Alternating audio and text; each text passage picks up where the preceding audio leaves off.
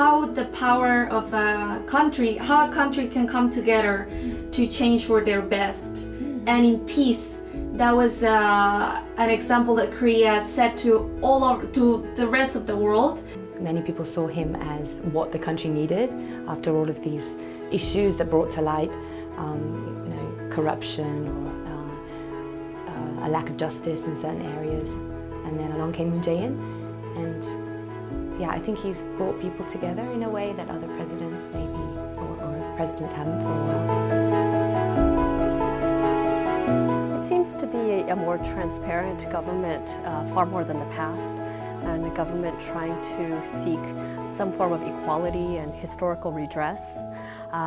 Also social parity. I think that's been really good to see that there's an effort to create a space for young people as well as the elderly in terms of social welfare, like extended medical care and jobs for the young. I wish that there was more attention paid to the environment. I also see on the side of social activism, I think it's really important that more conversations are opened up about gender equality and also about feminism, and I think that has slowly come into the forefront from the last year or so. So that in of itself is a great sign of, I think, societal shift in the mindset of how to embrace these kind of more progressive ideas. Moon Jae-in's policy of support but stay out of the way is probably a nice passive in the background policy that continues the market's general direction in terms of more openness, new ideas coming in. I feel like Korea is opening to more diversity, not just in their population, but also in the opportunities they offer to foreigners. Thinking back to 1995 when I first arrived here, the idea of an individual foreign person doing business in Korea was completely unheard of.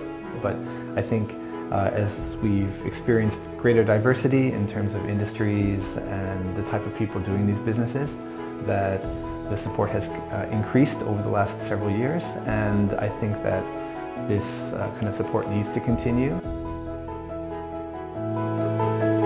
So, I mean, the really remarkable thing is how dynamics on the Korean Peninsula have changed from last year to this year. The breakthrough was opening that channel to Pyongyang, talking to the North Koreans, talking to Kim Jong-un. I think it's a good idea that South Korea and North Korea talk. I think Moon Jae-in deserves credit for advancing this process. You know, just 4 months ago, we were talking about nuclear war and fire and fury and those kinds of things.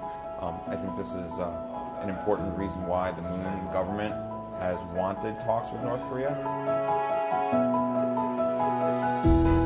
Well, I think what really needs to be done is a reconciliation of the South Korean people. I mean, the country has been extremely divided by the election, by the trial, by the corruption accusation, and it should be able to go beyond that, because South Korea would be able to bring peace to the region and also economic growth if there is a consensus and a reconciliation between Koreans about what is to be done. I would encourage South Korea to be bold.